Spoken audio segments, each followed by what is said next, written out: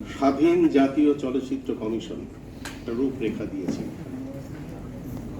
ভালো লিখেছেন।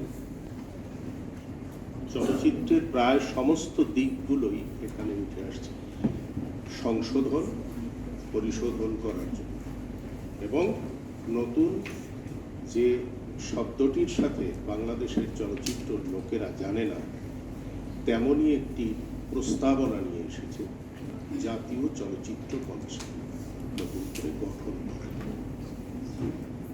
তো আমি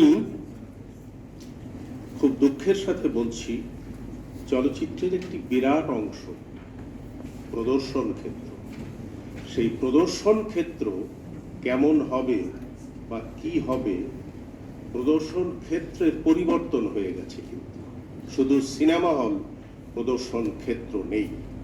তো সে বিষয়ে এই রূপরেখায় কোনো উল্লেখ নেই। আমি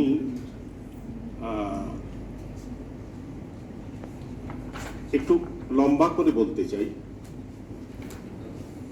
এক সময়ে এই যে অনুদান, এটা ছিল না।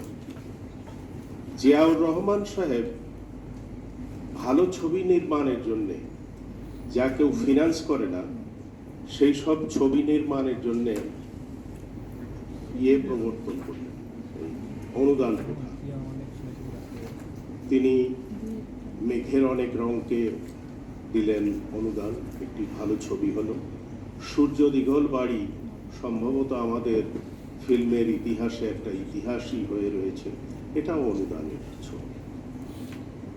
কিন্তু শুনলে অবাক হবেন, তখন প্রদর্শন ক্ষেত্র, প্রদর্শন সিস্টেমটা কি ছিল? একটি শব্দ ছিল সিনেমা হল প্রোটেকশন।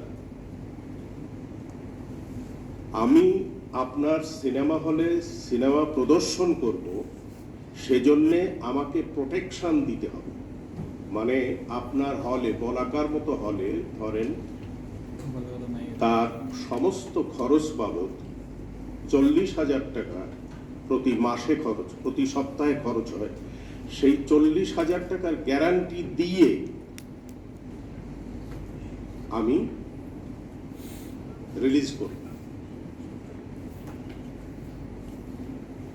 তো অধিকাংশ ছবি, এই সূর্য দিঘল বাড়ির মতো ছবি 4টা হলে রিলিজ হয়েছে, একটি হল থেকেও প্রিন্ট ছাড়া পায়নি।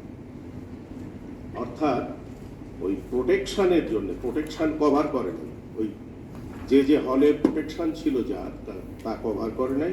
শুধু স্টারে একটা দিয়েছিল, সেখানে কিছু টাকা তারা আবার ঘরের থেকে নিয়ে গিয়ে দিয়ে তারপর একটা প্রিন্ট এনেছিলেন।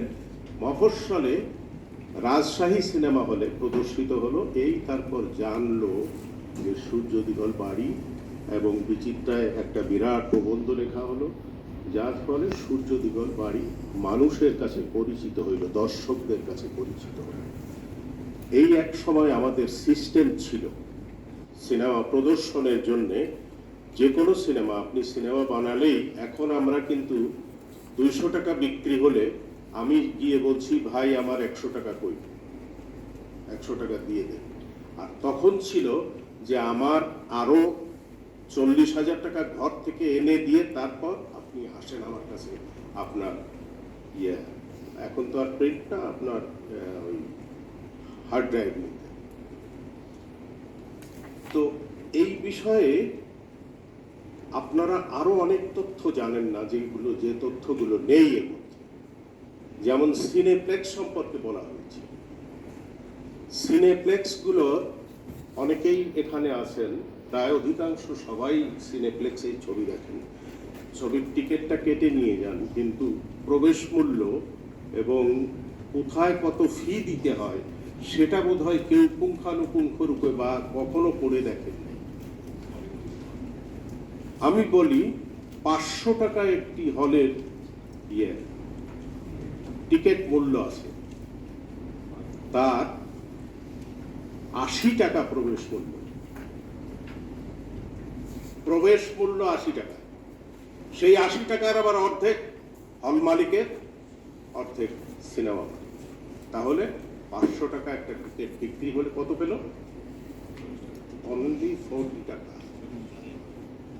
কত বড় বৈষম্য, কত